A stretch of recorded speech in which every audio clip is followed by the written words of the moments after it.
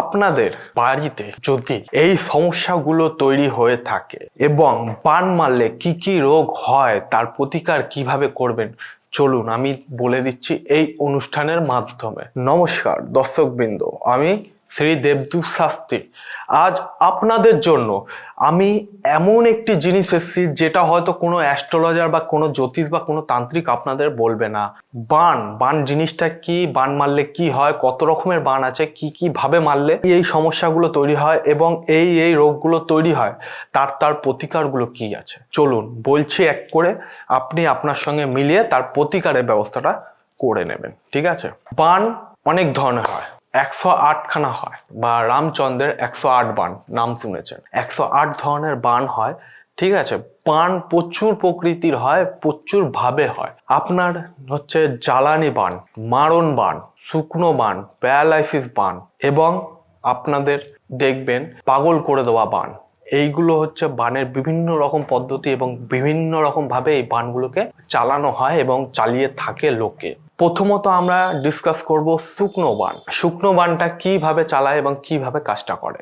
শুকনো বান চালাতে গেলে আপনার শরীরের যে কোনো একটা চুল, যে কোনো একটা কাপড় নিয়ে সেটি দিয়ে একটি মাটির পুতুল আকৃতি তৈরি করে বা যে কোনোভাবে পুতুলের মধ্যে প্রবেশ করিয়ে সেটায় প্রাণ প্রতিষ্ঠিত করে, বেসিক্যালি শুকনো বান মারতে গেলে আপনাকে মাটির পুতুল অবশ্যই তৈরি করতে হবে। করবার পর সেই পুতুলটিকে যখন রোদের মধ্যে ফেলে রাখবে, ফেলে রাখার দরুন সেটা শুকিয়ে যায়, মাটির যে নরম ভাবটা শুকিয়ে গিয়ে সেটা হার্ড হয়ে যায়। হার্ড হয়ে গেলে তখন দেখবেন যার উপরে শুকনো বান প্রয়োগ করা হয়েছে তার কিচ্ছু খেতে ইচ্ছা করবে না, মুখে অরুচি লেগে থাকবে, শরীরে একটা এনার্জি হারিয়ে ফেলবে, খাওয়া দাওয়া বন্ধ করে দেবে, আস্তে আস্তে শুকিয়ে যাবে। শুকিয়ে যাওয়ার পর সেই ব্যক্তিকে একটি কাঠের মতো হয়ে যাবে এবং তখনই বুঝতে পারবেন যে ইনাকে শুকনো বান মারা হয়েছে। দ্বিতীয়ত জ্বালানি বান। জ্বালানি বান কাকে বলে এবং কিভাবে এটাকে প্রয়োগ করা হয়।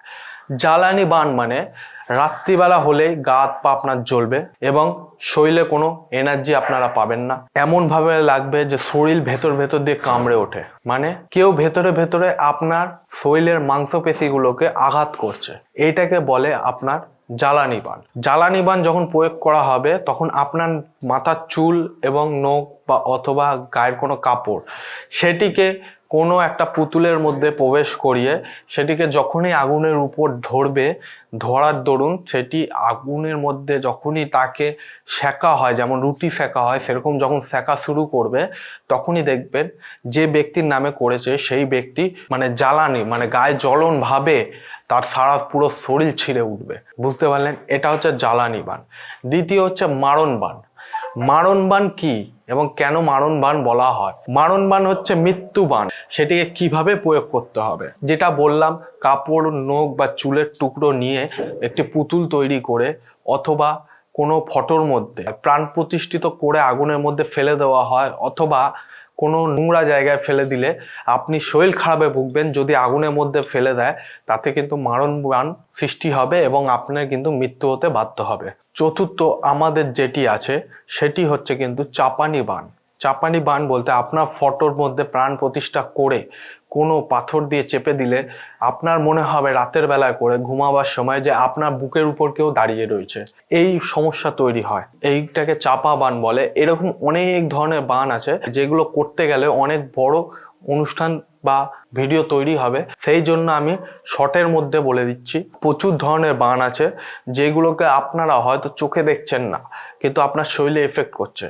পাগল করে দেওয়া বান, সেই বানটিকে আপনার কোনো ধরুন তান্ত্রিক বা কোনো চেনা জানা আত্মীয়, শত্রু এগুলোকে তৈরি করে থাকে, পুতুল তৈরি করে সেটিকে কোনো জলের মধ্যে ফেলে দিলে অথবা কোনো রকম সেই পুতুলটিকে যদি কোনো গাছের মধ্যে বেঁধে দেওয়া হয় অথবা গাছের গুঁড়িতে পুঁতে দেওয়া হয় তাহলে কিন্তু সেই ব্যক্তি পাগল হয়ে উঠবে এবং উল্টো পাল্টা কথা বলবে, উল্টো পাল্টা ভাবে চলবে। ঠিক আছে? নিজেদের মধ্যেই বিড়বিড় ভেতরে বিড়বিড় করে উঠবে। এইগুলো হচ্ছে বানের অনেক ধরনের পদ্ধতি। রামচন্দ্রের 108খানা বান, সেইগুলোর মধ্যে আমি কিছু বানের ব্যাখ্যা দিলাম। এইবার এই রোগগুলো তো সৃষ্টি হলো, রোগগুলো প্রতিকার পাবেন কি করে? রোগগুলো প্রতিকার পেতে গেলে আপনাকে কিচ্ছু করতে হবে না।